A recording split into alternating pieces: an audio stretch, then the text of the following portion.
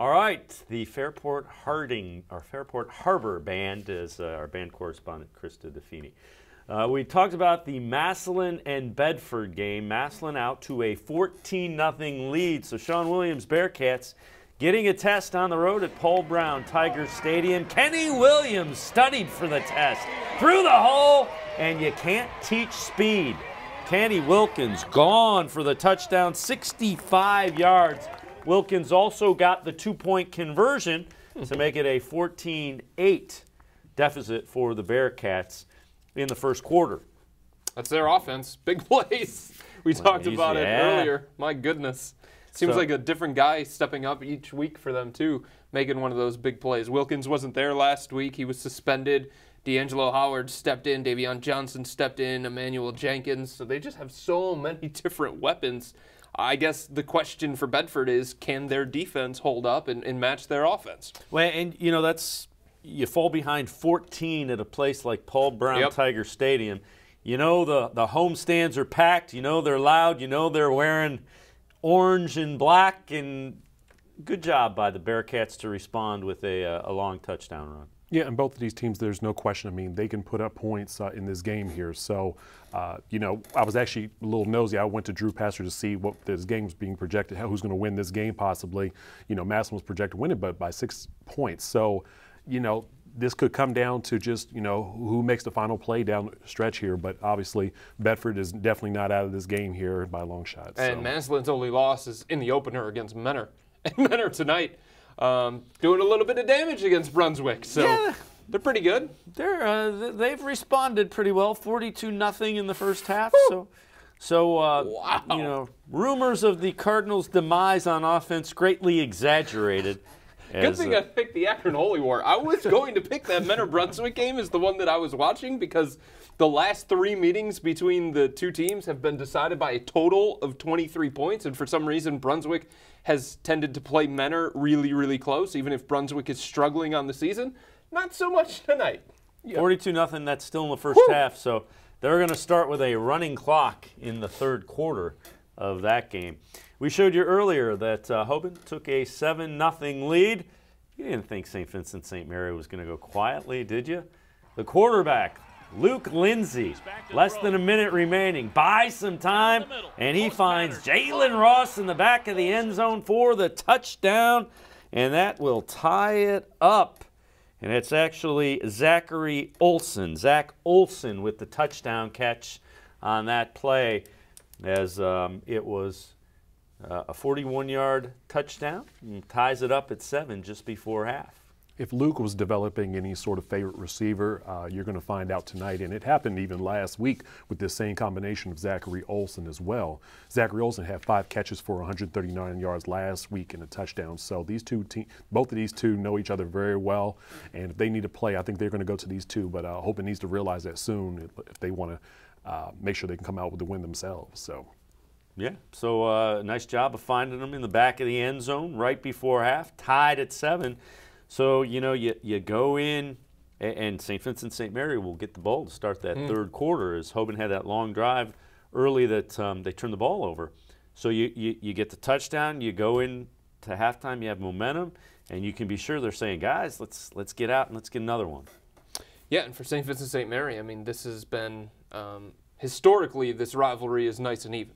It's dead even, but recently it's been in favor of Hoban. So for St. Vincent St. Mary, I mean, this is one that obviously they want to get because it's a rivalry game, but I mean, they've got big ambitions, and I think this is an excellent test for them, and to be right there in striking distance against Hoban, a team that in last year's 2 meetings lost by 45-7. To be right there is exactly what they're looking for going in the second half with a chance. Absolutely. And both of these teams run the ball very well as well. But, yeah, we talked about earlier, like once they start getting in that groove of not running the football and start airing it out a little bit, we're going to start seeing some scores, and that's exactly what we saw happen here. Let's check in on Avon and Midview, one we expected to be a high-scoring game. The Eagles with the football, and you see a 14-7 lead. Ryan Malloy finds Chris Mullins taking off down the sidelines, and Chris Mullins gets into the end zone, and Avon expands their lead to 14 points, 21-7. Avon leading Midview in the second quarter. This is another receiver-quarterback combination. As I was mentioning earlier, Ryan Malloy and Chris Mullins. Mullins had over 100 yards passing last week, and Ryan Malloy had over 200. So, again, if there's going to be a key to a victory here, it's going to be between those two and trying to settle in this game here. Well, so. Orlando has been a big play guy for them, too, David Orlando. Don't forget Sticky Hands, who had the #1 play on ESPN Sports Center. Don't forget him. He got hurt. I know he got hurt. So you think about them being able to do this offensively without that guy who made that catch for ESPN Sports Center, maybe Player of the Year. Who knows? That's what it takes. It takes other guys stepping up like Mullins there instead of just all Orlando. So the good news for Pappas, he signed with Lake Erie. So senior got hurt early in the season, and he's he signed with Lake Erie with the Storm. So we're happy for Pappas, the tight end for Avon. That catch was so good. Week 5 already, and we talked about it a little bit. One thing that's very surprising to me is that 42-0 score for Menor, and I know Menor didn't start out as strong as they would have liked to, but they really seem to be getting things rolling. And Coach Trevisano kind of alluded to it, saying, "Yeah, I thought we played pretty well." And usually when he says those kind of things, it means defenses better beware because we're starting to find and do the things we're supposed to do. Yeah, and Brunswick, you got to go all the way even back to the summer that they have a new coach now. They're putting some new plays and everything in place right now. So last week when they won to Canada Prep 7-6, I had to look. I said, man, how are they going to fare against Menor? Because they got to put a lot more points up to compete against with the Cardinals. But for a team who's only averaging about 18 points scoring on offense, they were going to need to find some answers. And right now it looks like it's getting out of hand for them. So, well, and for Brunswick, it's kind of back to the future. What they've done is they've brought back Coach Pinzone, Mark Pinzone, who built Buckeye into a playoff powerhouse over in Medina, across town from where Brunswick is. He was an assistant coach there with Rich Nowak when they were perennial Division I playoff team. Rich Nowak is on his staff, so you can be sure Blue Devils will get back to the things that they did when they were really successful. Get away from them. They were running a form of a veer wishbone type attack, and that's not what they had done when they were successful. But it's going to take some time because you've got an entire class. He's gone 4 or 5 years. You've got an entire class of people that have come through and don't understand the way he wants them to play football, and that's going to change. Right, and the players that they had previously fit the previous offense. Correct. The whole triple option, run between the tackles thing, and some of their offensive linemen were talking about it going into this game against Menor about how winded they are because they're playing so fast, they're not huddling, and it's going to take them time to get the conditioning up. It's going to take them time to get the chemistry down, knowing where they're supposed to be, knowing where the quarterback is supposed to be, knowing where the running back is supposed to be. So it's a building process for Brunswick. It seems rare to say that given the past success that they've had, but this is a team that won 2 games all of last year. This is a team that lost a lot of close games, didn't know how to win those close games, and that's why they went 2-8.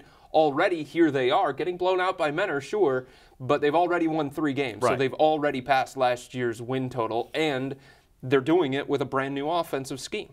And the thing is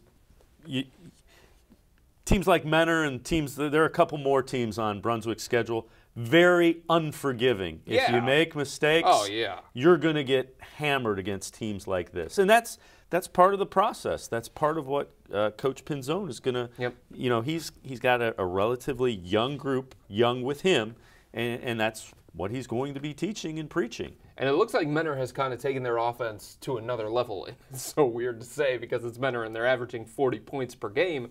But once they get that running game going to complement the passing game, guys, I mean, that's when you start seeing them put up those big numbers and hang with any team in Northeast Ohio. And Chris Edmond, their running back, had 123 yards and 4 touchdowns last week against Strongsville. They had over 500 yards of total offense. So once you get Edmond mixed into there, along with quarterback Tadas Tatarunas, and then, of course, Logan Shea, the great wide receiver who has more catches than anybody in Northeast Ohio to this point.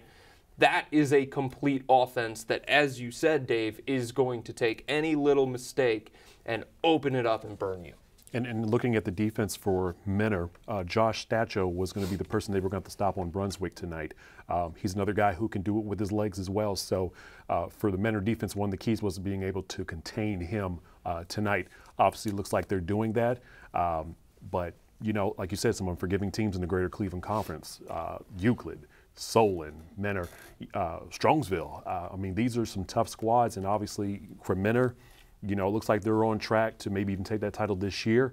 And Brunswick, they've got a tough road ahead of them right now. So, well, one of the games we're tracking is Highland and Revere. Spencer Davies is covering that from cleveland.com, and we are going to check in with Spencer on the phone. Spencer, tell us how the Hornets are putting this one together as they are up big.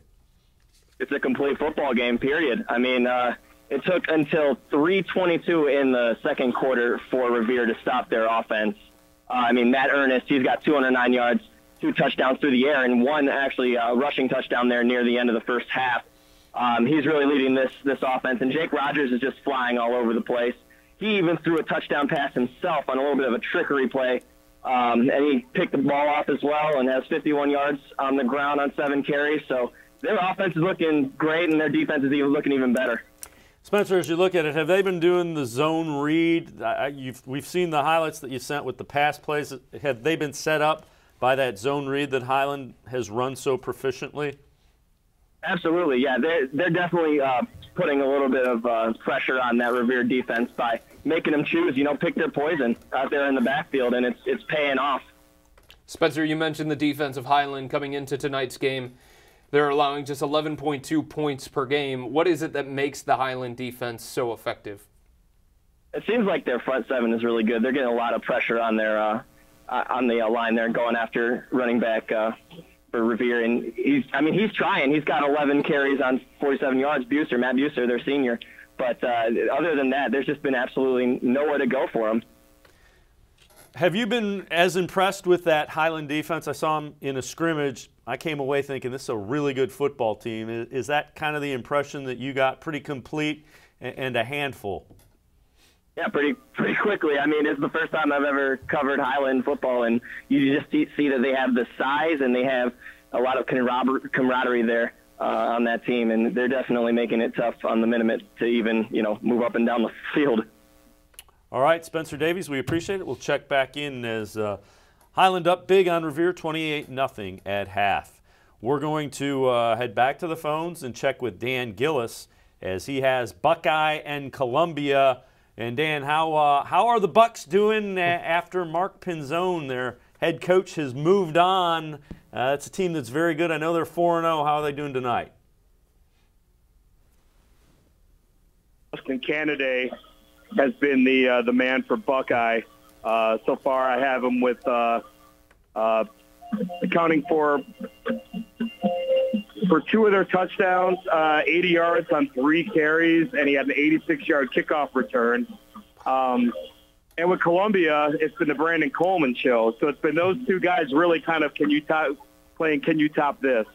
I have Coleman with 155 yards on 20 carries and 2 touchdowns, and came a yard within getting a third had he not fumbled on the goal line and one of his teammates fallen on it. So that's pretty much been the story of this game. Dan, do you get the sense of whichever defense can come and get a couple of stops, that's who's going to end up winning this game? Yes, I would imagine so. And so far, Buckeyes had a few more stops than Columbia has, except right before the end of the half, 5 seconds left, Columbia got a touchdown to make it 28-20. But yeah, I would have if Buckeye can get a stop or 2 early on and they get the ball first to start the second half, I think they can improve to 5-0. What has really jumped out about that game? What's kind of been the thing that really has impressed you the most? What's impressed me the most is while Canaday obviously is their big playmaker, they have some guys that can do some things with the football besides him. Their other running back, Dominic Monaco, has a touchdown tonight, and their quarterback actually has 53 yards rushing and scored once, and it's 4 for 4 passing. So so these guys, you know, it's not just a one-man show for Buckeye. You know, he's certainly helped, and you're certainly aware of him, but I think he's helped open things up for those two other guys to do some damage as well. All right, Dan Gillis, we appreciate the update. Buckeye up 28-20 on Columbia. Let's head back to the phones. And Jeff Sabo from SEC TV has the update on the Solon Comets. Jeff, what's going on with the Comets tonight? Well, at halftime, the Solon Comets are up 14-7 over the Strongsville Mustangs. Thomas Wilkes getting the job on the ground once again, getting 2 touchdowns. That's his 7th and 8th touchdowns of the season. He also took a fake punt down to the 3-yard line for the Comets, which eventually set up the first touchdown of the evening for the Comets. And that's where we stand at halftime. Solon 14, Strongsville 7. Jeff, as you look at it, what has Strongsville been able to do? How'd they get their 7 points on the board? Well, their 7 points came off of an interception that they took down to the 2-yard line. Taylor Griffin was able to punch it in just a few plays later. The Strongsville team, they've really had some creative plays. They've really kind of caught this Comets defense off guard at certain times. However, 4 holding penalties have negated a lot of their big plays here tonight. You can tell the Strongsville team definitely more aggressive on offense, trying to throw down deep several times, but a lot of the holding penalties really stopped their drives. Johnny Major in at quarterback, really doing a good job of extending certain plays, and as a result, the Mustangs are only down by 7. Jeff, it was 2 weeks ago that Solon lost to Stowe for the first time, the first loss all season. How has Solon progressed since then? How are they different since they lost that game against Stowe? Well, just on offense, you know, here tonight they really kind of came out clicking a little bit more. JT Caver came in very early on. The Comets really started to go with not only some looks that we hadn't seen, with not only Wilkes in the backfield, but also Andrew Mason in the backfield as well. They've also been going to no huddle offense at certain times, which it was something they kind of experimented during the Elyria game. They've really been able to catch the Mustangs off guard at certain times. Really started throwing some passes to Taj Ward, who hadn't really had a whole lot of catches coming into this game. And as a result, they've found different ways to move the ball up the field. So to answer your question, they've just been a little bit more creative offensively. They've really just been able to trust themselves more and just really haven't just relied on 1 or 2 plays. Jeff Sabo from SETV, we appreciate the update. 14-7, Solon leading Strongsville. Well, we've looked in a couple of times on the Hoban-St. Vincent-St. Mary game, tied at 7 at half. And the guys calling the game on Spectrum Sports, which you can see at 11 o'clock on Spectrum Sports, Dave Wilson and Ryan Cavanaugh have this halftime update. Take it away, guys. It's halftime here at Infocision Stadium, where Akron, St. Vincent, St. Mary, and Archbishop Hoban are doing battle. 7-7. David Wilson along with Ryan Cavanaugh. And Ryan, a 7-7 ball game, not what a lot of people expected, but these defenses have been outstanding. And they shone in the first quarter, as it was 0-0 at the end of the first quarter. Very physical, very fast, and each team with one takeaway in that first quarter, which helped keep them out of the end zone. Well, as far as the scores, Tyrus Dickerson coming out of the backfield to catch a short touchdown pass for Hoban, and then the big connection for St. Vincent St. Mary, Luke Lindsay to Zach Olson, both very well-designed plays. Yeah, and Lindsay was only with 45 seconds left at the end of the half, 4th and 13, and credit Luke Lindsay for using his feet, extending the play, and finding Olson in between the 2 defenders. But for both teams, Hoban offensively, it's been a lot of Tyrus Dickerson both on the ground and through the air, and Hoban's defense has taken away Terrence Keys, the super sophomore, so Luke Lindsay has got their offense going with the pass. 7-7 at the half here in Akron. More to come here on Spectrum Sports. All right, we appreciate it, guys. We will have live look-ins on the second half of that as well. Let's head back to the phones. Ryan Isley is at that Massillon-Bedford game. Ryan, what has grabbed your attention with the Tigers and Bearcats? Well, hey, guys, I'm just glad that the track meet has slowed down a little bit. We had 3 touchdowns in about a 5-play span about 3.5 minutes into this game, and it looked like this game was going to take 6 hours at that rate. Bedford has bounced back after trailing 14-0, and they now lead 16-14 after Kenneth Wilkins scored his second touchdown of the game on the first play of the second quarter from 5 yards out on 4th and goal for the Bearcats. So, Ryan, 2 two-point conversions for the Bearcats then after 2 Wilkins touchdown runs. Absolutely, and the first one was a running play. The second one was a nice little trick play, halfback pass back to the quarterback, and wide open. It was an easy 2-point conversion for Bedford, and so they've gone with the 2-point conversions after both touchdowns, even though it was a standard 14-0 lead. Instead of going for the extra point to make it 7, they went for 2. Connected both times, and now they have a 2-point lead. How impressive has it been from what you've seen that the game didn't start well for Bedford, yet they come back and now they have a 2-point lead? To be perfectly honest with you, it was almost more bad football by Bedford instead of good football by Massillon that gave them a 14-0 lead. The interception was a bad read. He threw it right into the stomach of the defender. The fumble was just a botched handoff that there was nobody from Massillon in the backfield. They were self-inflicted wounds, and once Bedford has cleaned those up, their defense has come out and played well, and the offense has finally started picking it up. Last week they had over 700 yards of offense, so you knew eventually they were going to start putting yards up and start putting points on the board. But like I said, those first 2 drives for Massillon were set up so perfectly because Bedford just couldn't get out of its own way. Hey, Ryan, this is Nate Studio. I'm just curious, how would you assess Bedford's defense? Because I felt like that was something that was going to have to show up tonight against Massillon. Nate, the first play, they scored quick. Massillon went up top for a long pass play, 55-yard pass play. On their first play, it was coming off of that interception. But ever since then, Massillon's moved the ball a little bit, and they're moving it a little now. But Bedford's defense has started to swarm the football. They're starting to hit. They're starting to get in the backfield. They're not missing assignments. They missed an assignment on that first touchdown, I think. I'd love to see the overhead on that. But it looked like they missed an assignment deep in the secondary. And now it looks like they're putting helmet on helmet, and they're making plays on this Massillon offense. So it's almost like they were shell-shocked coming out of the game and giving up that first touchdown. Once they did that, I think they've finally gotten back into themselves.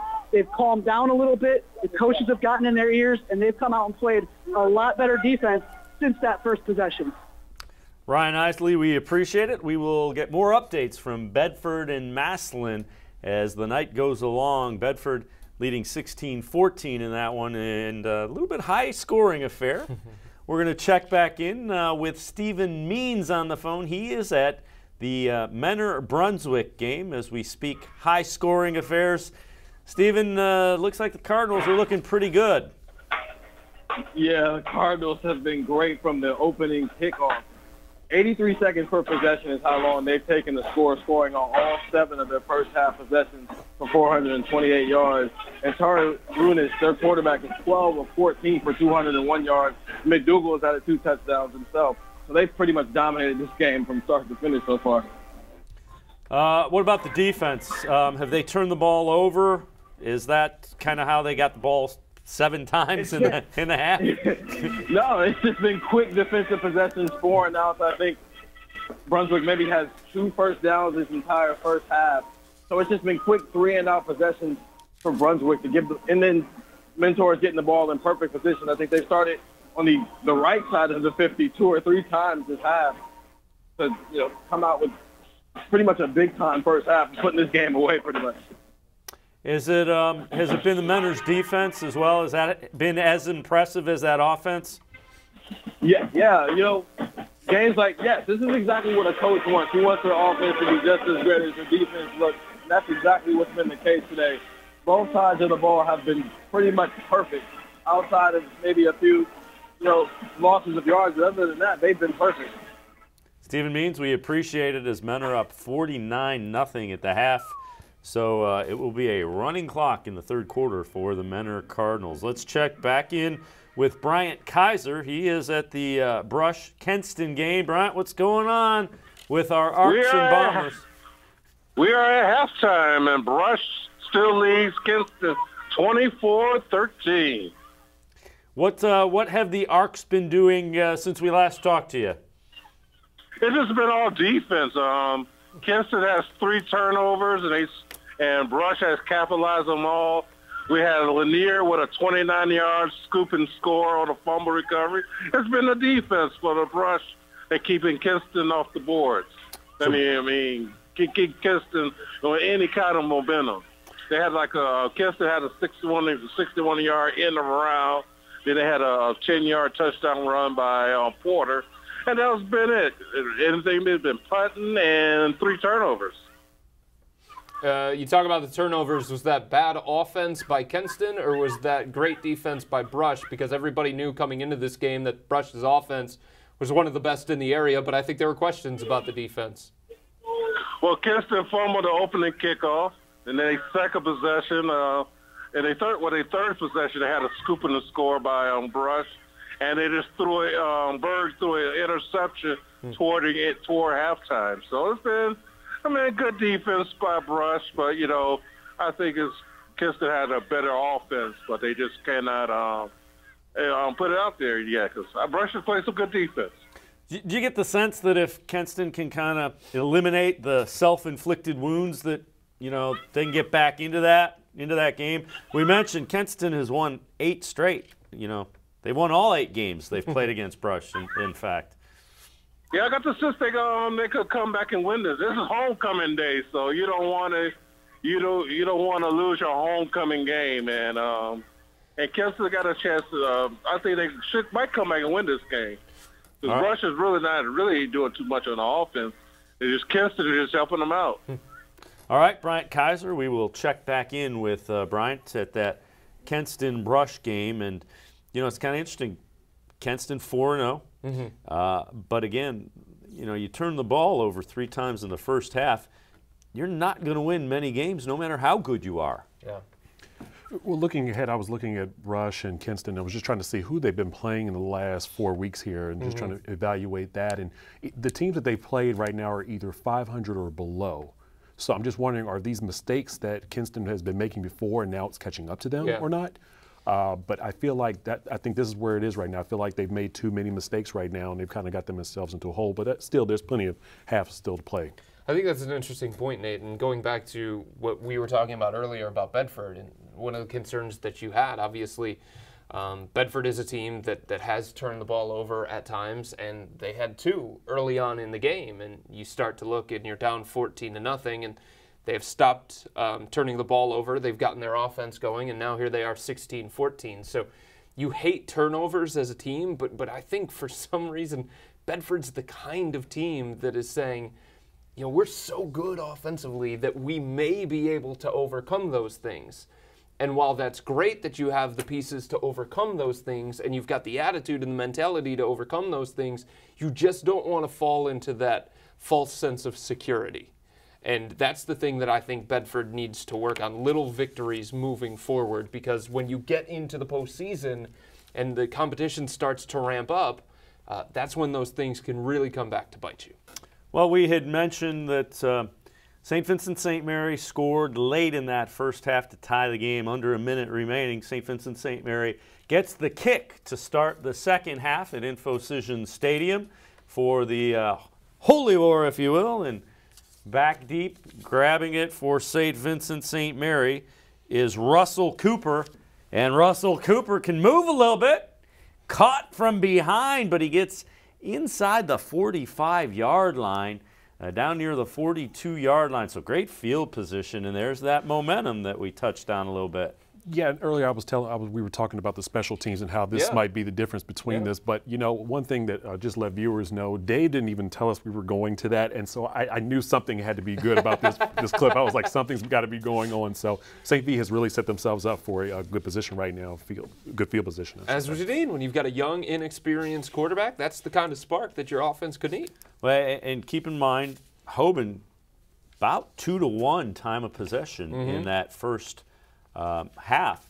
So, the recipe for winning a game like that, take care of the football, don't turn it over, and when you get opportunity, you have to take advantage of opportunities inside the red zone. They did that late in the first half. We'll see how that goes as that plays out. Let's look back in live, Infocision, and you see 2nd and 10. There's Keys, and now they're inside the 25-yard line. So Again, a really good start to the third quarter for St. Vincent St. Mary, trying to get that done, and it's a good-looking sophomore running back. Terrence Keys, 5'11", 190 as a 10th grader. Quarterback's also a 10th grader. And we heard from the guys at halftime that Hoban has been doing a good job in the first half eliminating Keys or taking him out of the game and forcing Lindsey to be the one that beats them. If they can get Keys going, then all of a sudden things become easier on Lindsey, the quarterback. Good defensive play in the secondary for the Hoban Knights as Donnie Swain gets it done. And just away from a little bit of football, I think we're also on LeBron James watch tonight as well to see if he's come back to see St. Vincent St. Mary, his alma mater as well. So here's an interesting proposition. 4th down and 8, ball right at the 25-yard line. Offense looks like it's staying on the field. You're kind of in that no-man zone. Field goal is going to be a real long one. Narrow goal posts on the college turf there. So they'll go for it on 4th down and 8 from the 25. These snaps are low out of the shotgun, Second one throws off the timing. Lindsey, a nice job and well covered. But again, the whole timing of that pattern and that play is thrown off by the low snap. You can't get back. You can't get the read. Right. Everything is delayed when you're in a shotgun and you've got to field it at your feet. Previous play was like that too. It was a quick slant pass. It was a timing pass, and I think that little delay, he was behind, and he gave the cornerback an opportunity to jump in front and bat it down. You got to execute the little things in these kinds of games. Without question. That one's shaping up to be a really good one, as we thought it would be. Hoban and St. Vincent St. Mary tied at 7. Knights defense holds after that long kickoff. We're going to step aside, take a quick timeout. Krista DeFini, our band correspondent from Independence High School, she takes us to break. Halftime here at Independence, it's 42-0. Independence Blue Devils are winning, but the Fairport Marching Band is on the field with a bang.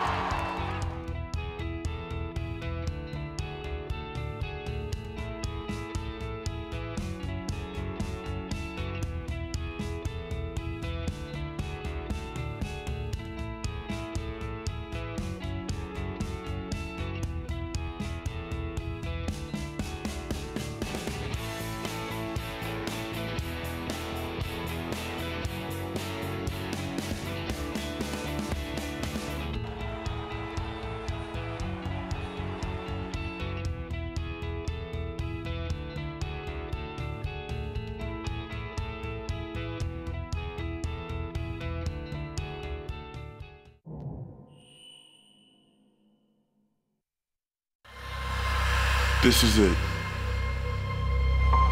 Your big break. Your one shot. Your only chance. There are 2 outcomes. Make history or be history.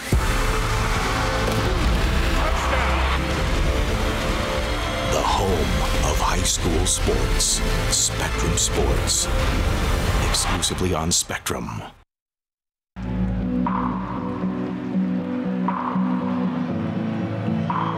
This city, this club, stands with you. Danger from Mira! What you live for lives here. The volley, Kamara, yes! Ohio's television home of Columbus Crew SC.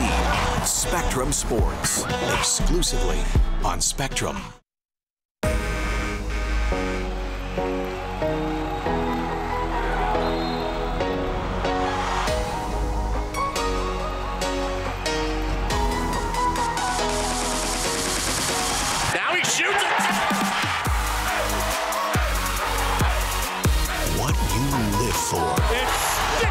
lives here.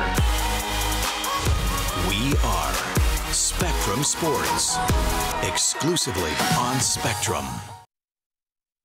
Wednesday nights, get ready for kickoff with Spectrum Sports. High School Blitz Preview, the can't-miss show for all things high school football. We'll break down team news, the latest standings, and what to expect on the road to Canton. High School Blitz Preview, Wednesday nights at 7 on Spectrum Sports, exclusively on Spectrum. Every week, from the locker room to the pitch and everywhere in between, Access Crew SC is your ultimate inside look at the black and gold.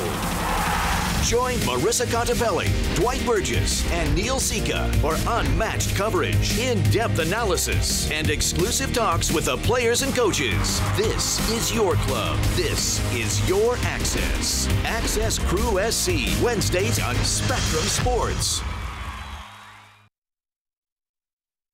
The Ohio Lottery's Partners in Education program has been recognizing students and teachers who shine both in and out of the classroom since 2007. To nominate a deserving teacher or student, go to OhioLottery.com and click on Supporting Education. Students in kindergarten through 12th grade are eligible to be academic all-stars. K through 12 teachers can be honored as the Teacher of the Month. Every school that participates is eligible to be honored as the School of the Year. The Ohio Lottery's Partners in Education, where stars shine.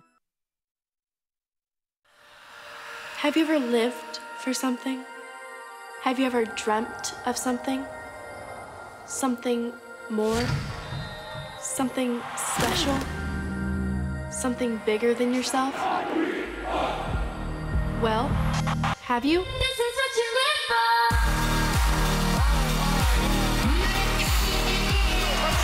Home of high school sports, Spectrum Sports, exclusively on Spectrum. Crew SC Match Day. Every match, 30 minutes before the kick. Delivering everything fans need to know. With live reports, unmatched analysis, club news, and more. After the game, stay here for Crew SC Post-Match. From the biggest moments to the road ahead, Crew SC Match Day and Crew SC Post-Match. Only on Spectrum Sports.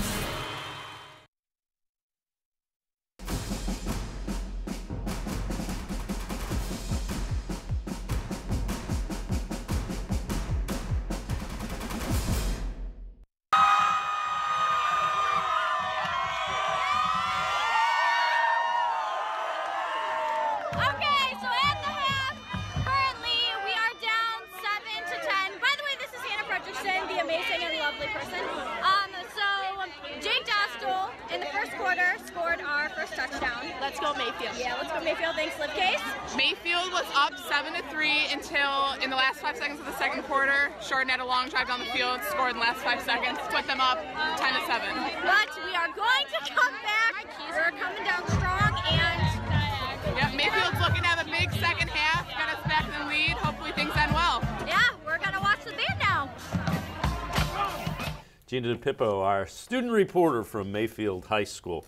Let's head back to the phones, and we'll check in with Mike Patika. He has the Perry and Wycliffe game. Mike, what is going on with the Perry Pirates? Well, the Pirates have been a juggernaut so far this season, and it continues tonight. They led only 20-14 early second quarter, but 2 late touchdowns made it 35-14. The Pirates' left-hand quarterback, Holston Brewster, is 18 of 27. For 250 yards, 2 touchdowns. Of the 9 incompletions, maybe 4 or 5 of them were drops. He said Josh Martin, 7 catches, 79 yards and a touchdown, and Jake Reed, 4 catches, 64 yards and a touchdown. Wycliffe's big moment was an 86-yard kickoff return for a touchdown by Isaac Petway. But it's obvious that Perry has a lot more ways to score, and their defense has also dominated that for the first 10 minutes or so. How impressive has Brewster been? 250 yards. So he's on his way to 500 for the night, huh?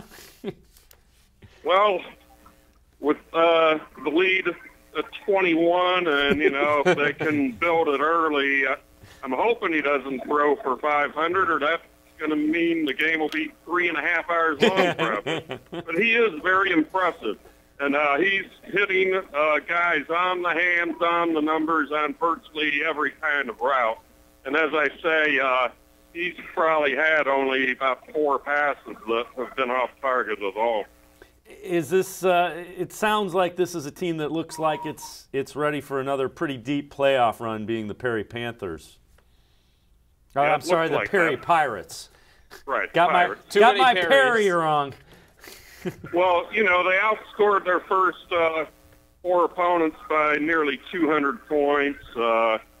Average yardage differential about 270 yards per game, and looks like that's going to be more than matched tonight, that yardage differential, as they lead in total yardage 341 to 98. Mike Patika, we appreciate the update. The Perry Pirates looking pretty impressive against Wycliffe. However, Wycliffe can hang on to the fact that they are the first team all year to score more than 1 touchdown against Perry's defense. Well, So one of them was a special teams touchdown. That's okay. That's okay. They'll take it. They'll take it any way they get it. Yeah, I hear you. Right. Well, the first team in double figures. Yeah, double figures. There you go. Right. I'm counting it. I'm counting it. Multiple touchdowns in one game. First team to do it. But I mean, it's guys. Appreciate it, Mike. Thanks very much. It's been since 2004. 2004, the last time Wycliffe was able to beat Perry. So, I mean, I thought you were going to say that's the last time somebody scored 2 touchdowns against them. What were you doing in 2004, Nate? That's a very good question. Now I got to look. I got to check my notes. But yeah. So, but no. Colston Brewster. Let me explain something about him to you. So last week he had a little under 200 passing yards. So I think he's one of these players that kind of rises to the occasion. Yeah. Because, again, in a win against Beechwood, you're just doing what you can to kind of win this game and preserve that. But, man, he's really coming out against Wycliffe right now, and he's really showing off his arms. So, obviously they still got some time left in the game, but, man, heck of a start. Well, we're going to check in with one of our student reporters. Matt Ganser from Bay High School has a halftime report. Bay taking on Holy Name tonight. Take it away, Matt. Thanks, guys. The Rockets lead the Holy Name Green Wave 24-0 at halftime. It's been a very traditional Rocket-style football game, ground and pound. All 24 points have been a result of the run game. The defense has once again had a stellar performance tonight, pitching a shutout. They have forced 1 turnover coming off a Max Showalter interception. To continue this dominance in the game, the Rockets may want to look to explore a vertical passing game, which could possibly look to open up the play action and could help their run defense because it will keep Holy Name on their toes. The defense would want to continue this success, maybe look to add some more guys in the line of scrimmage, stack the box a little bit more. Now back to you. Well done, Matt Ganser. Get after it, Bay. Outstanding student reporter giving us the update as Bay leads Holy Name. Well, we have told you when last we left you, Bedford led Massillon 16-14 on the strength of 2 two-point conversions after their touchdowns. The Tigers, they answer as their quarterback's a pretty good one, Aiden Longwell. Time to throw and into the end zone. Austin Kutcher grabs it. That's a heck of a throw. Ooh. Threaded the needle for the touchdown pass. It is now 28-16. Massillon leading Bedford. I thought that was picked. I thought it was picked too. I was like, wait, is that a defensive highlight? And then my man celebrating in the end zone. That was a heck of a throw. No juice on that one. Yeah, I'll tell you what, that quarterback. Aiden Longwell. Yeah, Longwell threw for 300 yards last week. So now here he is against Bedford coming into this game understanding, hey, I got to score. Bedford's a team that averages 34 points per game. I'm going to have to score in order to win this game, and he's throwing rifles like that. Yeah, well, and a lot of those receivers that had the speed play defensive back too. Yep. So the skill positions for Bedford are pretty good. You can get in that tight window, you're doing something. So the Tigers with a 28-16 lead now. I don't know. I'm still kind of a little stunned by that same play. We were talking about that. But no, I mean, Massillon, I mean, they have the firepower to be able to compete with Bedford as well. But, man, I feel like it's really going to come down to it. Who can make these plays down the wire? And who knows? Maybe it may have to be a special teams member that's going to have to try to make a difference in this game as well. So could come down to a stop. Which offense is going to get stopped by the opposing defense? It's interesting, too, because Massillon head coach Nate Moore last week, after beating their opponent 42-13. 42-13. Think about that. He wasn't satisfied. He said, I'm not satisfied. We got to be better than this against Bedford. So even though they got that big win last week, he raised the bar for his team, and he set the tone immediately after last week's win, saying, look, guys, we're up against a great offense. We can't be giving up 400 yards of offense against that particular team. We can't be giving up the big plays against that team. And I like coaches that set the tone nice and early. And so far, for Massillon's defense to hold Bedford, a team that averages 34 points per game, a team that had 700 yards of total offense last week, to just 16 points, I mean, that is high-quality stuff. Well, and you know what? Credit the Tigers' offense, because this has been a back-and-forth kind of thing. You know, they scored a couple early, and then Bedford responded. Now they've put back-to-back touchdowns on the board as well. So now, you know, the Tigers have responded to the adversity too. Good stuff in Week 5. That's what you're looking for from teams that want to be part of the playoffs. Yeah, and you're looking for teams that progress, and you're looking for players that progress. And Aiden Longwell last week against Ursulines, coming off 324 yards passing, has the most passing yards as a team that Massillon has had since 2013. So you understand you're trending in the right direction, and instead of just idling there, it looks like he is building off of that. And if Massillon's offense can continue to put up points like that with the defense and in a tough environment to play, I mean, now all of a sudden you've got a makings of a team that can actually do some damage if they get to the postseason. Massillon has a tough offense, and they have a tough passing game as well. So the next thing right now for Bedford is trying not to let this game get too out of hand, especially on the defensive side. Offense is going to find a way to be able to carry the team, but the defense needs to make sure that they need to keep this as close as they can as possible. So if they got to get back to getting back at the quarterback, getting back in the backfield, they'll have to do that. So, you know, we had looked at a early score that was a little bit of a surprise early on. You know, Wadsworth had a 7-point lead on Stowe in the Suburban League battle. So, again, good stuff for the Wadsworth Grizzly. That's a tough test. Granted, very early, you know, they had the 21-14 lead on Stowe. I'm all about that too. Like, I love looking at records and then just trying to analyze how and why they got to that point and whether they're legit or whether it's a mirage. Like Bedford, we looked at it and said, okay, 4-0. They got off to a great start again last year, and it doesn't mean that they're out of it in tonight's game, but their combined opponent's record was 3-13. So you start asking yourself questions. Okay, how real is this sort of thing? And for Wadsworth, you looked at the record coming in, and they just got into the top 25 in cleveland.com's poll, and you're like, okay, how real are they? And then you get up against a team like Stowe, and you start confirming that, hey, this is a team that does belong in the top 25. This is a team that does belong in the playoff conversation. Boy, and Joey Boffman has been the leader of this group, and he's one of the reasons why they made that big jump. So for Stowe, I mean, you know, Joey is long, he's tall, he can move around the pocket, so Stowe's got to be able to find a way to contain him. And right now, it looks like they're doing just enough maybe of a good job because he hasn't put up that many points just yet. But, you know, Joey Boffman, I mean, he's really the big key to this right now, and Stowe's got to be able to find a way to slow him down and try to see if they can put some points on the board, too. The other thing they've got is they've got a young guy in the backfield named Brock Snowball. Yep, and, great name. Great name. Had a brother that was a heck of a football player when they were David Snowball. Yep. When they made a deep playoff run, played at the University of Akron. Matter of fact, running back, linebacker, just like Brock. He's, you know, these are young guys that are buying in and starting to see, yeah, we are pretty good, and you see that belief. You do it against teams that are well thought of. And all of a sudden, all the young guys get a little bit extra pep in their step, and that's, I think, what's happening with Wadsworth. Well, after 4 weeks, I'm not really surprised by Wadsworth and their offense right now, but one of the advantages I thought in this game was Stowe was going to have with their offensive line. You know, they have a pretty stout offensive line. I felt like they could move the ball around to Rain Ray, Corian Rice. You know, they had those guys in the backfield. But I really thought they might have an advantage in this game, and right now, it's not showing. And so And right now, Wadsworth is running away with it right now, and especially I believe it's at a home game tonight too as well. So, wow. Well, you know, and you know, when we had talked to Coach Justin Todd last week after the win, you know, you could tell he was pointing to this game with his team, saying, "Okay, guys, we've done pretty well, but let's see how we do now." Yeah. And that's, you know, that's what you want as you're trying to build a program. You want to challenge your kids, and that's clearly what he's doing.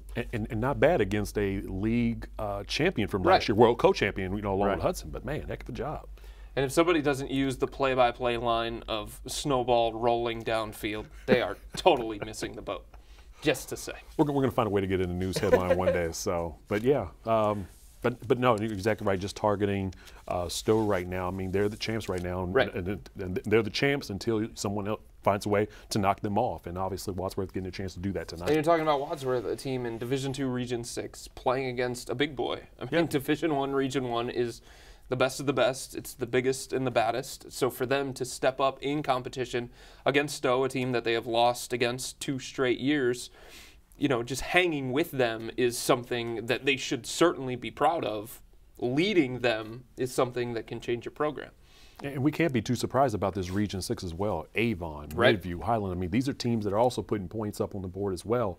So Wadsworth is just in that mix, and right now they're proving, hey, you know what? Let's get out of this regular season. Let's see what happens in postseason. But obviously, we still have some weeks to go left in the regular season. But man. Let's check in with Chardon and Mayfield. Chardon leading 10-7, and the Hilltoppers driving, trying to extend that lead as Chardon taking on the Mayfield Wildcats.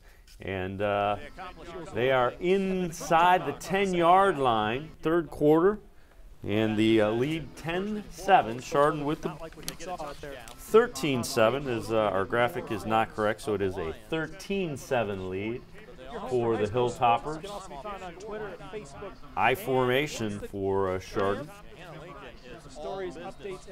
Now, a little rollout, and not much running room. Good job of pursuit defensively as Mayfield shuts down that attempt, and Chardon a 13-7 lead, looking to extend that lead. And Chardon, a team that really looking to get back on track and try to expand that lead and kind of climb a little bit in their playoff region as well. Yeah, Chardon's coming off that 1-point win against Riverside last week, but Andrew, who's the quarterback you saw there a little bit, you know, he's also got to be a key to this. Now, Chardon, again, is not known for throwing the ball a lot, so, you know, I'm just curious to see how Chardon is going to be able to attack this defense right now that they're facing tonight, considering they like to run the ball a lot. But Chardon, you know, I mean, heck, you know, we're going to see what happens. I mean, they still got some playing time left, so. Admittedly, coaches are smarter than me, but I just hate rolling a right-handed quarterback to the left and cutting off half the field when you're not a team that is prolific in the passing game. I would think that you would want the entire field to work with, especially in the red zone where everything shrinks already. I just think that was a tough play call right there. Yeah, well, he might have been designed run because he planted and tried to cut and just couldn't cut. So, again, 13-7, trying to add to that lead is the Chardon Hilltoppers. You know, the interesting one, St. Vincent, St. Mary, and Hoban still tied at 7. So that's in midway through the third quarter. So trying to see which team can get a leg up on that. And that's, you know, those are going to be 2 teams that do extremely well moving forward. Let's look in as going up top, and incomplete intended receiver was Garrett Hauser. As that's out of bounds. Pretty good pass, though, by Shane Ham. Tight window. 3rd down and 5 coming up. Again, technique-wise, it looks all good. And there's good job breaking on the ball defensively as well, and knocked it out of bounds. So 3rd down and 5. And you see the ball's at the 26-yard line. You just get the feeling there's going to be some sort of big play, because teams have had extended drives, haven't been able to put it in the end zone. Both defenses have really gotten tough once the team has gotten into the 20. It's going to end up having to be a big play. Ham swings it out, and it's dropped. And they're saying, let's see if they say. And he tracks it down and falls on it. that going to be a first down? He's got a first down. Well, now if the play was thrown backwards, let's see. You can't challenge it. Oh, it is backwards. Yeah. So that's going to end up being a first down. Headsy play by Dickerson to get on that. Tyrus Dickerson. So I don't think that was exactly the way that play was designed, but you don't say, Dave. In a game like this, you take the first downs where you can get them. That's the thing, and the thing that both these teams have to try and prevent is pushing it a little bit too much. Sometimes you get a little bit antsy. Ham takes a shot downfield. Hauser grabs it.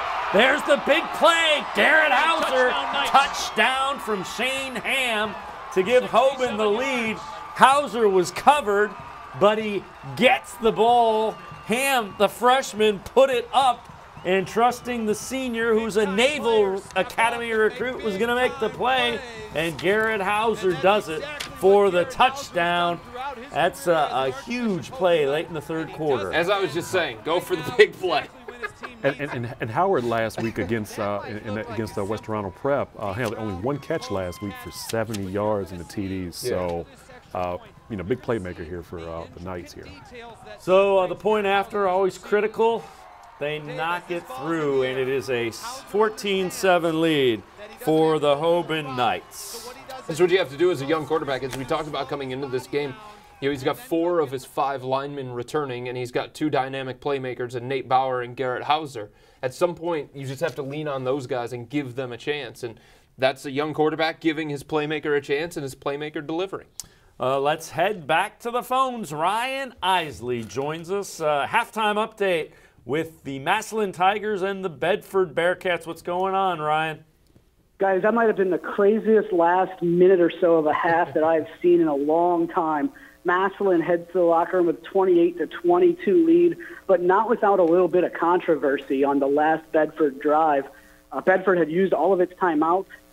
10 seconds left, they snap a play. I should say with 20 seconds left, they snap a play at the 5-yard line, try to score. They can't score. They have no timeouts left. They get called for a false start with 2 seconds to go. They get the ball. The officials don't start the clock. They hold everything up. They start the clock, wind it. It goes to 0. They call another false start after the zeros. Give Bedford another play. Bedford then bangs it in the end zone for a touchdown. 28-22. And none of us are quite sure what happened there. It looked like, again, the clock was at triple zeros for sure. And with Bedford not having any timeouts left, they couldn't stop the clock.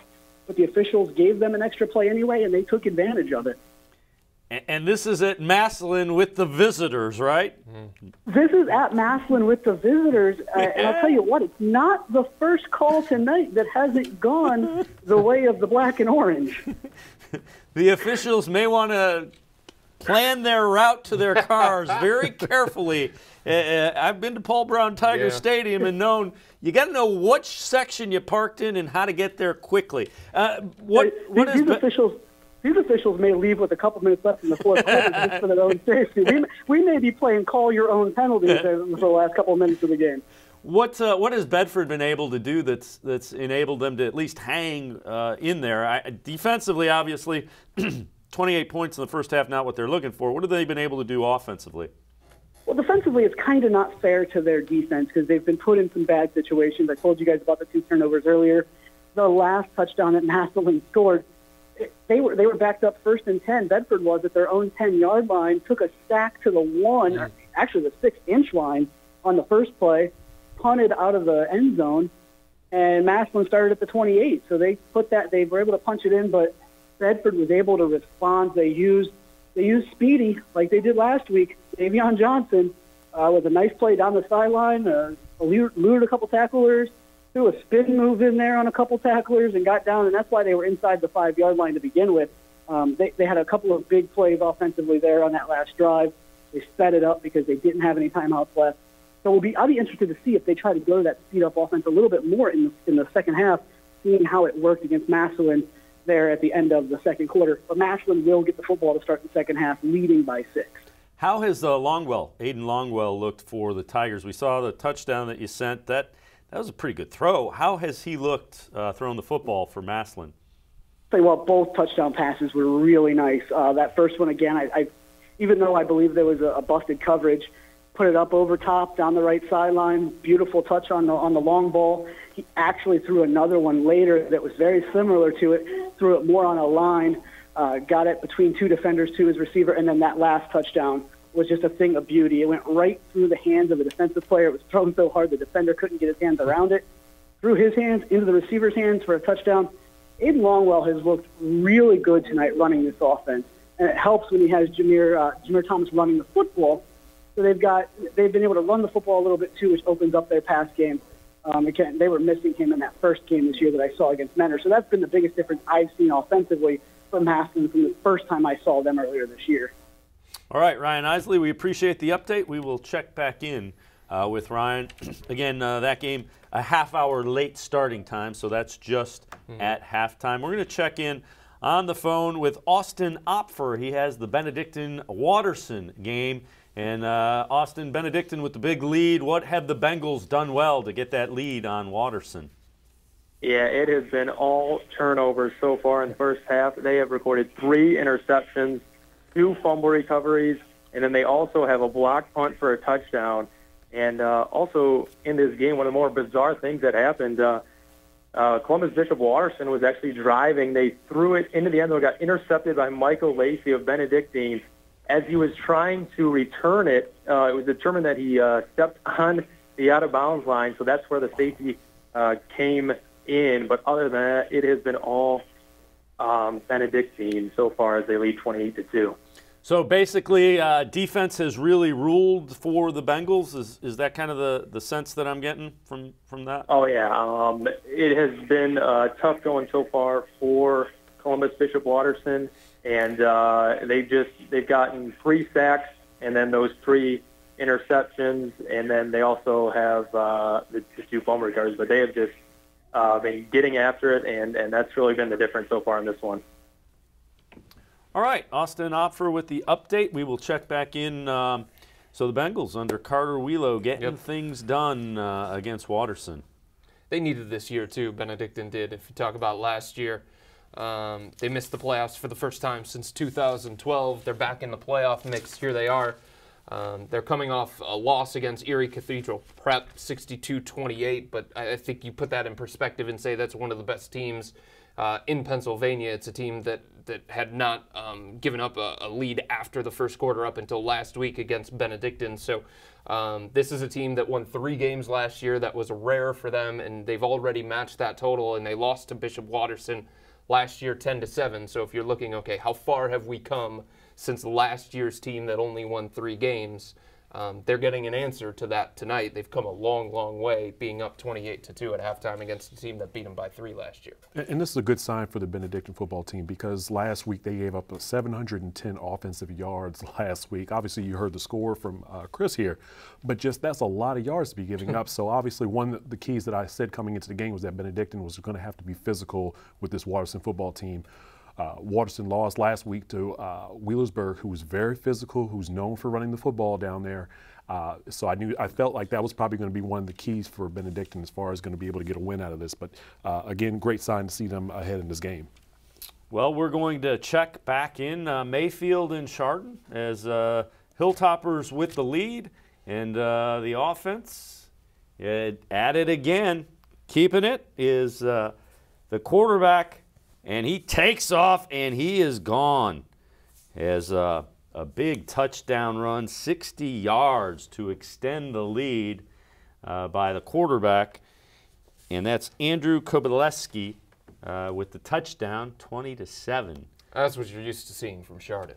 The big plays in the ground game, the misdirection, the keeps by the quarterback. And once you start getting those things going, it starts to resemble more and more what we're used to with Chardon. And for Mayfield, since week 1 against Walsh Jesuit, when they kept Walsh Jesuit off the board, it's been a tough go defensively for the Wildcats. Gave up 38 against Jackson, gave up 37 against Brush last week. So, it's a tough go when you're giving up that many points. You're putting your offense in a really tough spot. Yeah, and for the Mayfield defense, I'm sure that they watched a lot of tape watching this Chardon football team, somebody that faced in the conference as well.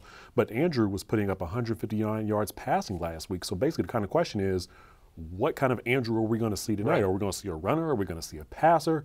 But, you know, again, 159 yards passing and 2 touchdowns last week. I'm just curious, you know, what is Mayfield kind of sitting back and watching right now, and what do they need to prepare for? So, you saw a big kid too. And I thought that might have been Chase for a second, because Chase is just that big. Chase Cline, who's committed to Michigan State, and so I don't know. I mean, they're big. That was a big backfield. Make them big, Chardon. Good run. Well, we're going to step aside and take a quick timeout as Week 5 games are starting to get to the final here. It's Friday Night Huddle along with Nate Cline, Chris Fedor, I'm Dave Bacon. We'll be right back here on Spectrum Sports and cleveland.com.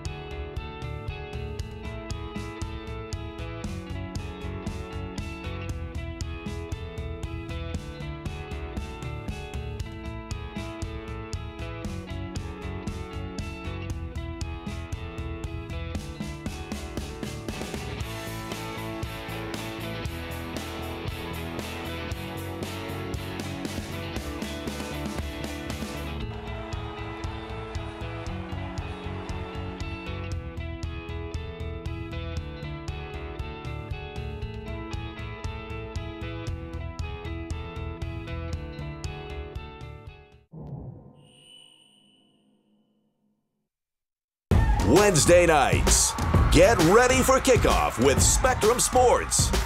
High School Blitz Preview. The can't-miss show for all things high school football. We'll break down team news, the latest standings, and what to expect on the road to Canton. High School Blitz Preview. Wednesday nights at 7 on Spectrum Sports. Exclusively on Spectrum.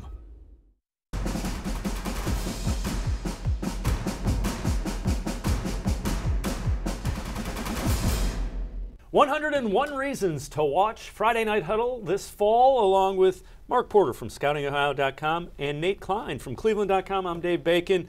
Mark, as we talk about linebackers, one guy that is among the best in the country, Dallas Gant, is an Ohio State recruit, and you know him pretty well. Yeah, I've been to a bunch of those games to watch him, and boy, is he athletic. And that, you know, when you talk about the linebackers of the future at the college NFL, these guys got to be able to cover running backs. They can't come off the field on third downs. They have to be more athletic than a tailback. And this is what you have. You have a tailback standing over at linebacker with safety, corners-like skills that can play the run like a linebacker and be physical, but also in these passing spread things can walk out over a receiver, walk out on a running back or a tight end and not be worried at all as a defensive coordinator. Unbelievable athlete. Nate, a guy that seems like he's been at Massillon forever is Jameer Thomas. He's only a junior as well. Yeah, no offense to the seniors on this list, but I got to go with this junior here on the. You know, this guy plays both sides of the football. He's big, he's fast, and I believe and quite naturally he's going to be kind of a key piece to what Washington does during the regular season. You look at this list, and there are some guys that really jump out. Xavier Peters from Lakota West, Kentucky. Kentucky's coming in and getting some really good players from Ohio this year. Yeah, and Xavier Peters had the Alabama and Ohio State tape offers. He's one of those guys that when you see him in a combine setting, looks like he belongs in the NFL right now. Long body, has a lot of room to grow and add weight, but athletic again. A guy that will not come off the field. If he's not fast enough to be covering a running back, he'll be coming off the edge, rushing a tackle, pass rush skills, run stopping skills, pass coverage skills. This is why these guys are elite when they have that many dominating qualities to them.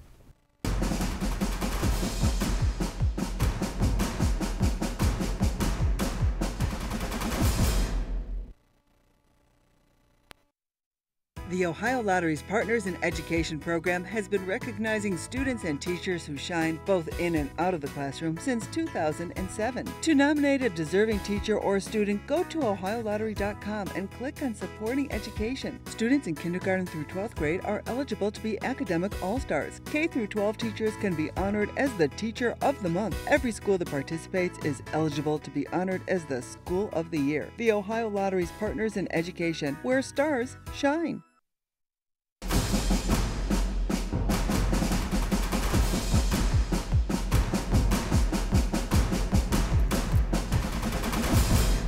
Welcome back to Friday Night Huddle, Week 5 of high school football all across the Buckeye State.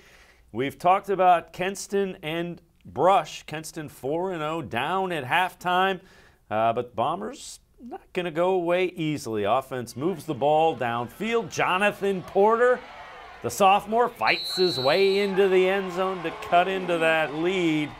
And a good job, and you see 31-19 the score, as a 12-point deficit now for the Kenston Bombers, trying to improve to 5-0. Brush trying to improve to 4-1. Either way, whomever comes away with that is going to end up with pretty nice bonus of playoff computer points there, because both teams with significant amount of wins. No, absolutely. And, you know, actually even going into this game, they were, Kenston was actually favored to win this game. But, you know, not by many points. But no, Brush, obviously, you know, all they got to do is just kind of just hang on to this game right now. It's a conference game. It's a conference opponent they're playing. But Kenston, obviously, you know, they have the tools to be able to, you know, put some more points on the board. But, you know, we were also looking back at earlier, we were talking about Kenston and who they faced coming into this Brush game. It was going to be a challenge for them. So, I mean, if you're Brush, you win this game against Kenston. You only have one loss on the resume so far.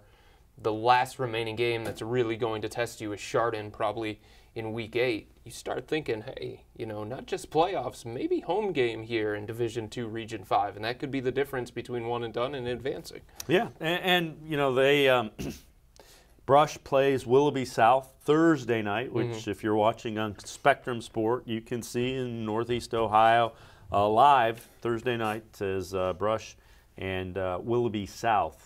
Next Thursday. So, but they have some things to take care of. It's only the third quarter. They only have a 12-point lead. So the Arcs trying to get it done. And Nate, we were talking a little bit in the break. Wadsworth now 35-14. So the Grizzlies showing they're for real. You know, Wadsworth was not. Let's just go ahead and get it out there now. It's out there in print. Wadsworth wasn't ranked as high in our Suburban League rankings. And right now, they're proving that right now they are a pretty stout team right now. Where were they ranked, Nate? God, I'll have to go look. I'll get it for the break. I'll get it for the break. But I don't, you know, right now, I mean, we still had the favorites of Stowe and Hudson being number 1 and 2, and everything else was kind of just, you know, we're just going to see what happens. I think Twinsburg was in that mix and so forth. So, you know, a lot of talent in the Suburban League National Division. But Wadsworth, I mean, man, they are really showing off right now, because as we remember, 5-5 last year. Right. And right now they're showing off. They're showing now that, hey, you know, we learned what we needed to from Coach now, and we're going to take another step further now. So yeah, you know, I did get to see them. They beat Twinsburg late in the year last year. Did it on a special teams play, a blocked punt. But you could see, you know, they had a lot of young guys. You know, you have a quarterback who is an elite wrestler. You're going to have some mental toughness inside that huddle. Yeah, for sure. And there's some things that, you know, are great. That's a huge plus. And you know, we heard Coach Todd last week say, you know, he's another 2-3 inches taller. He's an elite quarterback. You know, but yeah, that's a team you don't want any part of. If you're doing that to Stowe, this team's for real. I mean, you came in tonight and you're like, all right, so Wadsworth is sitting here at 4-0, and they went 5-5 last year. Cute story, right? But the teams that they've beaten, combined record of 3-13. Okay, their offense is averaging 50 points per game. They can't keep that pace up against a team like Stowe that hasn't allowed more than 21 in a game despite playing Solon, despite playing North Royalton, Lake Catholic. And here's Wadsworth making the biggest statement of the night, I would think. We talk about validating your record all the time. And this is the way that you validate a 4-0 start. This is the way that you start turning the corner. Yeah, without question. Well, we're going to head back to the phones. We showed you the touchdown from Brush. Bryant Kaiser is at that game. Brush and Kenston. Bryant, what's going on with the Arcs and the Bombers? Oh, we got a good one going. 31-26 in the third. Arcs scored first in the third quarter to make it 31-13, but the Bombers came back with 2 quick touchdowns, and we got a shootout going here. What do you expect from the Arcs and the Bombers? Bryant, you always have those games. Have you noticed that? Anywhere we send you, it ends up being 45-37, and it's going to come down to the end. Hey, what is? That's why I like it. what has Kenston been able to do in the second half to get this game back to a one-possession game? They run the ball pretty well with Porter, and they have a couple of in-around plays by number 13, Kenneth Smith. So they playing good defense too. They backing the Arcs up on the making it impossible with these 2nd and 20 situations, and Kingston got that momentum. It's homecoming. How can you lose a homecoming game? Well, there is that. Have they stopped kind of hurting themselves? That's kind of what we talked about in the first half. The turnovers that really led to that. Have they eliminated those? Oh, yeah, they eliminated those. And they really turning over Arcs right now. The quarterback, Goodwin, just got sacked. So it's another 2nd and long situation for him. All right, Bryant Kaiser, we appreciate the update. We will. And they're cramping up. It's hot out here. might need a pickle juice. Do you have the pickle juice up in the press box? And they're scoring again. The Bombers taking a lead on a pickoff. So there you have it. Number 13 again. Pick 6. And the Bombers take the lead, 32-31. Wow. All right. So there, the comeback has now gone full circle as the unbeaten Kenston Bombers take the lead on the pick 6. Bryant Kaiser, we appreciate it. We'll check back in with Bryant as that game continues. Teams that are unbeaten don't like to have that 0 move. Yeah, and guys, I want to go back to something that Kenston head coach Jeff Grubich said following the win against Eastlake North last week. He said, quote, "It was a valuable learning experience to be in a tight game. It was the first time this team was squeezed into a 48-minute game." He felt like things were a little bit too easy for his team in the first 3 weeks. They play the tight game against Eastlake North, and I think that allows them to get down against a team like Brush, team that's 3-1, and then all of a sudden they can come back and they can take the lead. Because they played in that tight game, they got that experience that they needed, and here they are in a dogfight again. But I guessing he probably didn't want to be down at half like he was, but no, but and both teams have very capable offenses, and so one of the keys that I had coming into this game, because they're so talented on both offensive sides, is keeping those turnovers down. Mm-hmm. And as we can see, that's what's kind of shaping out this game right now, because it's getting out of hand for Brush now. So I'm wondering how they're going to respond after this last score here. Put them up 32-31. We touched on this earlier. Both Jeff Fink, head coach at Brush, Jeff Grubich, head coach for Kenston, were co-offensive coordinators on the same team for Steve Trevisano. So they're running the same offense, basically. Yeah, offense, the same tree. They know what each other is going to do. It's a matter of, can you stop it? Right, and I think the other thing, anytime you talk about Steve Trevisano, anytime you talk about Menor, you think points. Yeah. Points, and it's 32-31. So there you go. That's what you expect when these two teams play. And now the question is, what's going to be the good defense? The defense showing up, or a good offense down the stretch here? So, the other thing that starts creeping into the minds of Brush guys right now is, not again. Yeah. You haven't won. You're 0-8 against this team, so that's the thing that you have to fight if you're on that sideline for Brush. You get that out of your head. You go out and play. There's a reason you had the lead. Go do it. And you can't you can't pump up Kinston anymore for this game. It's a homecoming. You know, they were down. You know, they want to have something good they want to talk about for the rest of the weekend. So, again, 32-31 in this game right now. And so we're going to see what happens, see how Brush is going to be able to respond after that play. So again, Kinston down at half, comes back, takes the lead. We had started talking a little bit about Wadsworth and Stowe. Let's shift gears a little bit. Bedford-Massillon. So Bedford finding a way to hang in. You know, they fall behind a couple of scores, they cut into it. They fall behind a couple of scores again, cut back into it at halftime. You know, if you're Sean Williams, you got to go and get guys, we got to stop. Yeah. Again, we got to stop hurting ourselves. Yeah. You can't do that against good teams. And that's what had happened. The turnovers kind of, Bedford had to overcome them. And I talked about that in the first hour. We were just talking about Bedford in the same sentence with turnovers. But, you know, at the same time, you know, as a defense for the defense, you know, Ryan brought it up. He said, look, hey, you know, the defense has been kind of cornered in some awkward situations in this game. And so, you know, once the defense is able to kind of like maybe get out of those corners, you know, maybe they might be able to help out the offense. But right now, the offense is not helping them getting in these awkward situations right now. So, you know, again, turnovers is going to be kind of key in this late one because both teams are very talented on offense and they need to figure this out. So, and when you have a great offense like Bedford, it can be a blessing and a curse. It's great because you feel like you can come from behind and you're never out of a game and you're used to scoring 35, 40 points or something along those lines. But at the same time, you fall into, okay, we've done it before, so we can do it again. If we turn the ball over, no big deal. Our offense will go out there and our offense will pick us up. It's a dangerous game to play. It's great to have that offense, but you know, at some point, those little things have to stop for Bedford. Let's take a look at Hoban and St. Vincent St. Mary. We saw Hoban take the lead on the long touchdown pass from Shane Ham to Garrett Hauser. And as we see Hoban taking on St. Vincent St. Mary. And again, Hoban's offense back at it. Power I, Tyrus Dickerson following the block, and he is gone. Touchdown, and that puts him up 2 scores inside of 5 minutes remaining.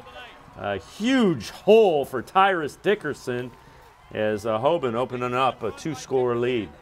And this was supposed to be the different year. You know, Clark is gone from Hoban, so St. Vincent St. Mary's thinking, okay, the guy that has beaten us 4 times in a row, we don't have to contend with him anymore. All we have to worry about is a freshman quarterback. If we've got a chance to go out and get him, it's probably this year. We're undefeated going into this game, and yet it's been the same old story. And Jaden Baxter, number 74, just opened up a hole that I could have run through, and I'm not nearly as fast as Tyrus Dickerson. Yeah.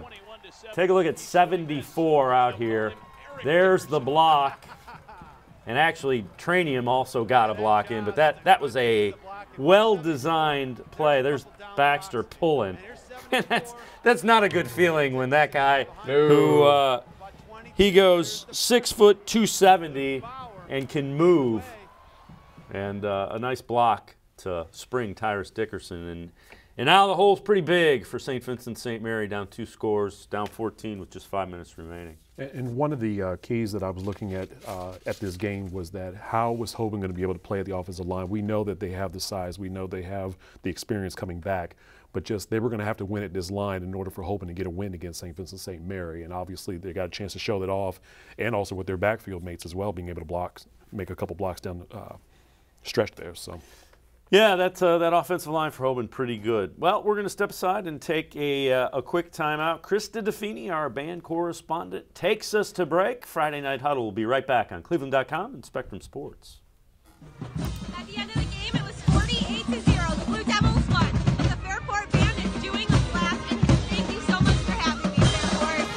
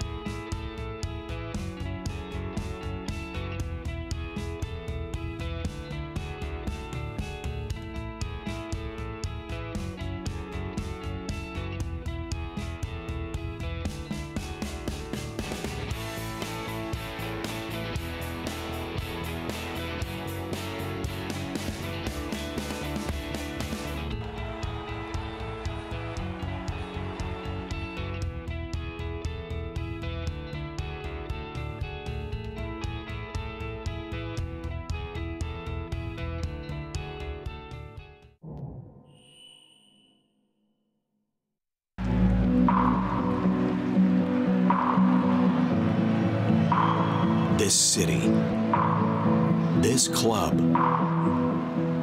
stands with you. Danger from Mara! That is awesome! What you live for lives here. The volley, Kamara, yes! Ohio's television home of Columbus Crew SC. Spectrum Sports. Exclusively on Spectrum. Wednesday nights. Get ready for kickoff with Spectrum Sports. High School Blitz Preview. The can't-miss show for all things high school football. We'll break down team news, the latest standings, and what to expect on the road to Canton. High School Blitz Preview. Wednesday nights at 7 on Spectrum Sports. Exclusively on Spectrum. The Ohio Lottery's Partners in Education program has been recognizing students and teachers who shine both in and out of the classroom since 2007. To nominate a deserving teacher or student, go to auth-ctoke-auth and click on Supporting Education. Students in kindergarten through 12th grade are eligible to be academic all-stars. K through 12 teachers can be honored as the Teacher of the Month. Every school that participates is eligible to be honored as the School of the Year. The Ohio Lottery's Partners in Education, where stars shine. Have you ever lived for something? Have you ever dreamt of something? Something more? Something special? Something bigger than yourself? Well, have you? This is what you live for! The home of high school sports. Spectrum Sports. Exclusively on Spectrum.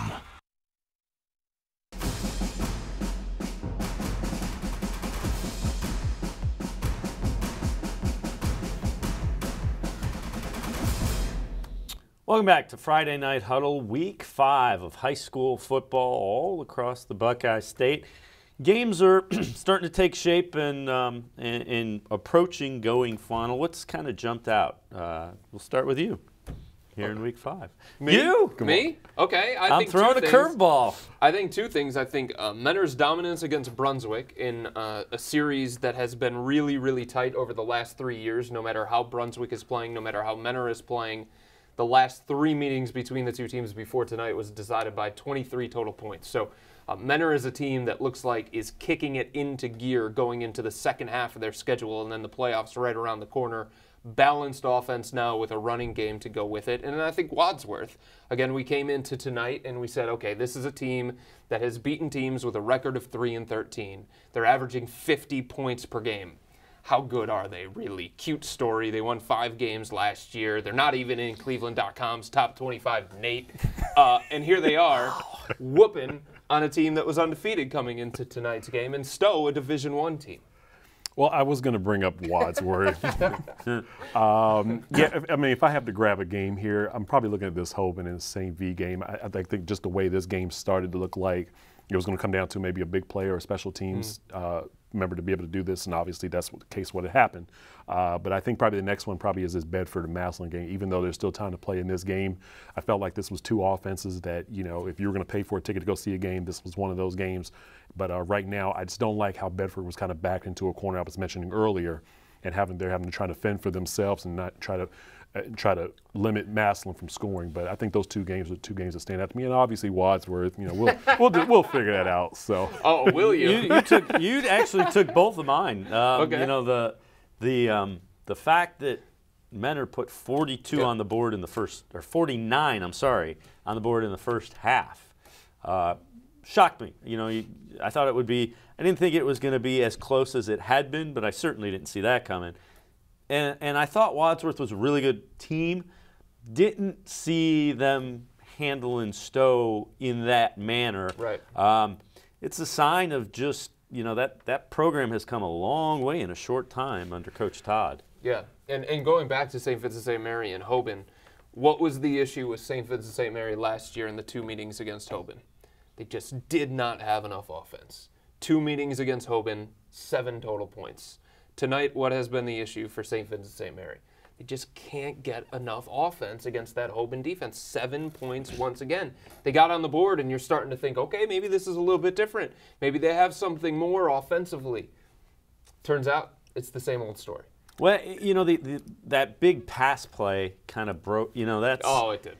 You're right, it did. You know... It opened up the game. The coverage was pretty good. I mean, it wasn't like he got behind the defender, hammed threw the ball up, and your D1 guy, Hauser, who's going to the Naval Academy, went up and made a play with the defender there. And I think that kind of took a lot of the wind out of St. Vincent. You know, it's kind of like we do everything right, and they still find a way to get on the board. And you know, that was a struggle from there. I'd like to go back to the Wadsworth topic we were talking about. Sure? Yes, I'd love to go back to it because I think there's a grizzly bear waiting for him in the parking lot. No, we actually Matt and I, you know, we usually communicate over the weekends to try to figure out, hey man, you know, what stood out to you over the weekend. Right. And we actually look at Wadsworth. If you look at their schedule and the opponents that they played, a lot of these teams were either at this point right now either 1-3 or 0-4. Right. So a lot of questions we really weren't sure about what kind of Grizzly team we were getting out of this season. Joey Boffman is a great talent as well, but we just really weren't sure. Now, obviously, with a win against an undefeated Stowe Bulldogs team right now, we're going to probably be talking probably about 7 a.m. on Saturday morning about this. So. But, Chris wants to be conferenced in on that. Yeah, call. I know. Can you bring me in? You sure? You know, last year it was the Federal League. I think you have become the Suburban League, small school. You know, you've moved on. You're now these. You know, they do have a commissioner though. So I don't know if you can take that post. And one thing I want to point out in just the shape of the Suburban League, which is interesting. I was looking at the top 5 that we ranked in that national division: Hudson, Stowe, Nordonia, Twinsburg, Wadsworth. And just look at Nordonia and the shape that they're in right now. These, obviously, you can see at Nordonia and Wadsworth, these are two teams we were like, you know, they should fare this way. But now, the way things are going at week 5 right now, they may have switched it here. And not a huge story, not a big surprise, but Bay, now 5-0. I am a resident of Bay, so I got to give a shout out to Bay. Not only are they 5-0, but they set up that big showdown at home next week against Rocky River. That's a big one. Rocky River came into tonight 3-1. So if River wins and they go to 4-1, now you got 5-0, 4-1. Bay against Rocky River, always a big one. You know, our student reporter, Matt Gansers, you're stepping on his toes a little bit there, Chris. I didn't mean to. Sorry, Matt. I know we sent you out there for a reason, but Final came in. Had to give some love to the marching Rockets, weren't they? Is that right? They were the marching Rockets a couple weeks ago. So. Matt Ganser, one of our really good student reporters, I'm sure he usually has Coach Rutt, so I'm sure he's working on that as the goes. Let's, as a matter of fact, see Matt Ganser. We're going to check in with Matt Ganser, who has this report on the Bay Rockets, and Chris has already told us they've been victorious. Take it away, Matt. Thanks, guys. I'm here with head coach of the Bay High Rockets, Coach Ron Rudd. Okay, Coach Rudd. So what do you think the key to the success of tonight's 38-15 win was on the defensive side of the ball? Playing team defense. You know, every guy's got their assignment, and they took care of their job, and it really showed out there on the field. Trey Pasota did a nice job. Vladimir Miskovic, he played some great outside linebacker. Dylan Berry and RJ are some tremendous safeties, and you know, Max Showalter just keeps making big plays. He had another great interception for us tonight. So, offense, you guys scored 38 points. What do you think was key in your game plan in putting up 38 points? I thought our schemes were good as far as you know, just the way we wanted to attack their defensive front, and then the execution from our offensive line has been great this year. Sean Heilhoff and Tommy Koss on our quick side are really two great offensive linemen for us, and then of course the O'Doherty brothers on the strong side. You know, they're a pretty big pair to deal with. So I know you guys forced a couple more turnovers this week. You forced a couple last week. I know you guys have started to generate turnovers. What do you think has caused that? You know, I don't really know what causes it, but it's something that we've been stressing a lot, you know, to the team pregame and in practice. Early in the season in our scrimmages, I thought we lost the turnover battle a couple times, and you know, I think that maybe was a learning experience for us as to, you know, how important it is to win the turnover battle. So, all right. Thank you for your time. Sure. Thank you. Thank you. Matt Ganser, our student reporter, you notice poise, doesn't miss a beat, bats the ball away from the coach. He has set the bar pretty high for student reporters. And in all seriousness, Matt Ganser, that's a great job. Yeah, that's what we do in Bay. So you taught him everything he knows. No, he certainly had no hand in that whatsoever. But you know that they had a big win over University School, playoff team. Yep. And it does set up very nicely for their big rivalry game against Rocky River next week. Yeah, absolutely. Just really quickly with Bay, I mean, they just nearly squeaked into the playoffs last year. And the first team that they draw, Toledo Central Catholic. Yeah. And so just for readers who don't know about Toledo Central Catholic, I mean, they're a powerhouse out in the Toledo area. But Deshaun Kaiser's alma mater. Yeah. Browns trying to bring the luck there, but yeah. But no, I mean, but Bay is off to a great start right now, and Trey Pasota is just really helping that offense. And you know, I think everyone already knows that they're a run team, and they do it very well. So you know, hats off to Bay for winning tonight, and also to Matt as well for the Dikembe Mutombo moves there. So. But that's my coach. Like. That's what you like from a program, right? In an era where everybody is going like 4 and 5 wide, and they're spreading it out, and they're trying to throw it all over the yard, playing huck-a-chuck. Bay's like, hey, we can't play huck-a-chuck. We got to run the ball. We know who we are. This is what got us to the playoffs last year. This is what has gotten us to a 5-0 start. So finding your identity and sticking with your identity, that's the key of a successful team, and Bay is going to continue to rely on the ground game and a defense, and that's their formula. It's not always pretty. I've been to a lot of games. They can be sloggy at times, but it works for them, and that's what they have to have with the kids that they have.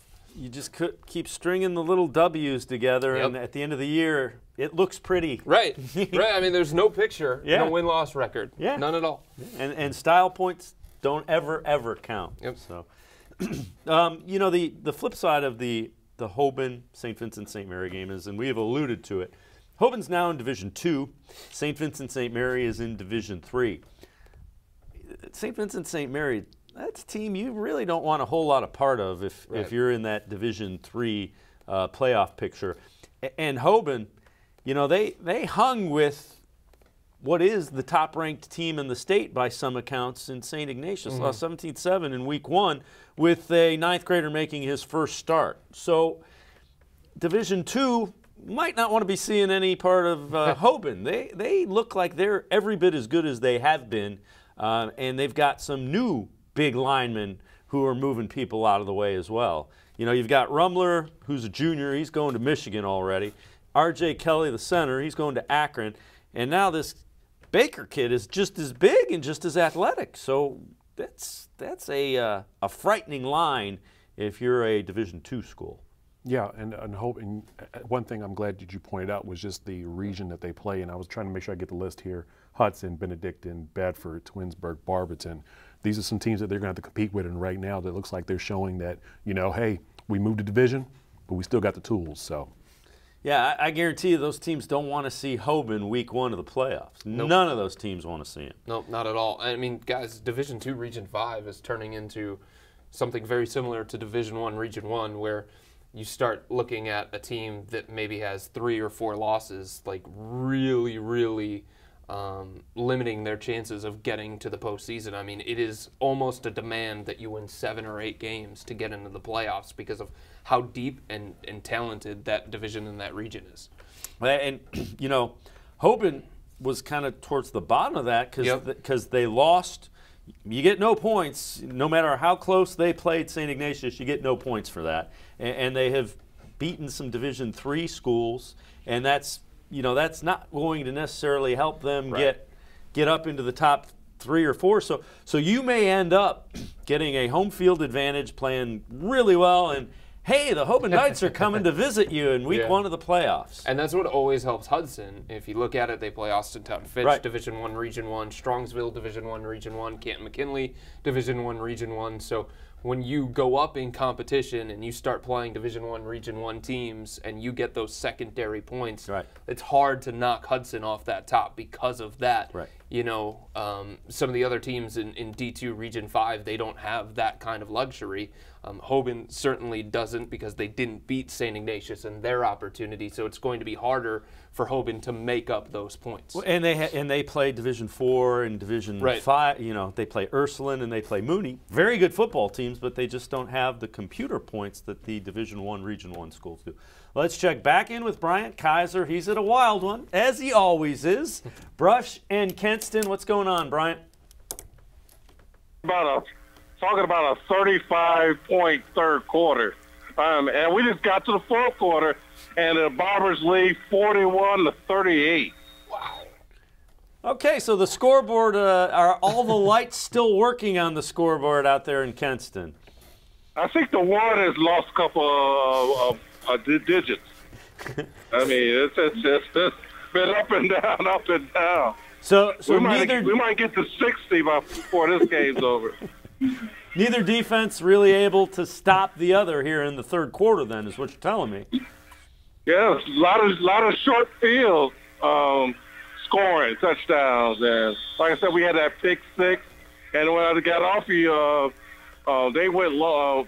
Bombers went long, 57 yards to the other receiver. And then the Bombers and Arcs came back down and scored a touchdown just after the third quarter ended. So, and now the Arcs got the football right back. So this game ain't over. Brian, what was it that turned things around for Kenston's offense? Because it seemed like a slow start for them. Well, their defense turned around, making a short field for their offense to get it going. And their running back, Johnny Porter, he is tearing up the field right now. He didn't get it going in the first half, but in the second half, in the third quarter, he has really getting it going, picking up big chunks of yards. It's like the Brush's defense is getting tired. You see the hands on the hips, and they asking for some oxygen. Both teams, they going to be some tired guys tomorrow. And you're going to be tired as well. We're wearing you out with the scoring and long games here. We'll check back in with Bryant Kaiser at the Brush-Kenston game. And Johnny Porter, just a sophomore. So good-looking running back, getting it rolling for the Bombers. You know, we talked about it. Those unbeaten teams, they tend to not go down very easily. Absolutely, and there's still a few out there that's still hiding around. You know, we've talked about Stowe, we've talked about Wadsworth. Kenston is showing off that they, you're right. They don't want to have that loss right now, especially in a conference game right now where you have teams like Chardon and so forth. And so, anything they can do, especially on homecoming night, they want to try to get a win tonight. So, other thing that's a good sign, we had touched on, Brush hasn't beat them, 0-8 against them, right. And it's good to see the Arcs just keep coming. If you're Coach Fink, you're pretty happy about that. Jeff Fink has to be happy that at the fight his Arcs are showing. And when you have a quarterback like Joe, that's the kind of guy that you want to be able to maximize, and you want to take advantage of the times that you have him. I mean, we're talking about a player of the week from the News Herald, reigning player of the week, 500 yards passing, about 130 yards on the ground, accounting for 6 touchdowns. Like, when you have that kind of kid in your program, you have to make sure you capitalize on that. Yeah, you put the ball in his hand and say, go make something good happen. That's why we have you. That's why we're going to continue to rely on you. Good. Yeah, and, neither of these teams are going to go down without a fight. I mean, just like when I was telling you earlier, this game is going to be settled by 4 points. So, it's just going to be who's going to make that play down the stretch here. Maybe who has the ball last. Yeah, might be. A lot of times that happens. We touched on it earlier with Austin Opfer. Benedictine, that's a team that only won a couple of games a year ago, lost a number of games by 7 points or less. Matter of fact, I think all of their losses were by 7 points or less. Mm-hmm. And now that they've got it rolling in the right direction, it's good to see. Carter Wheelo, head coach there, young head coach, and Bengals are another team. They're in that Division II because of the competitive balance piece of it. So, be aware of the Bengals. Yeah, I think that's the other team that has been kind of surprised to me tonight, Dave, and I'm glad that you brought them up because I kind of went into tonight saying, okay, I'm going to dig into Bishop Watterson and I'm going to see what that 1-3 record really means. And you see a loss against a 4-0 team, a bunch of Division I kids on Olentangy Orange. And then you see another loss against a 4-0 team and you're like, wait a minute, that 1-3 record might be a little bit deceiving. And then you dig into Benedictine and you say, okay, this is a team that won 3 games last year. They've already matched their win total.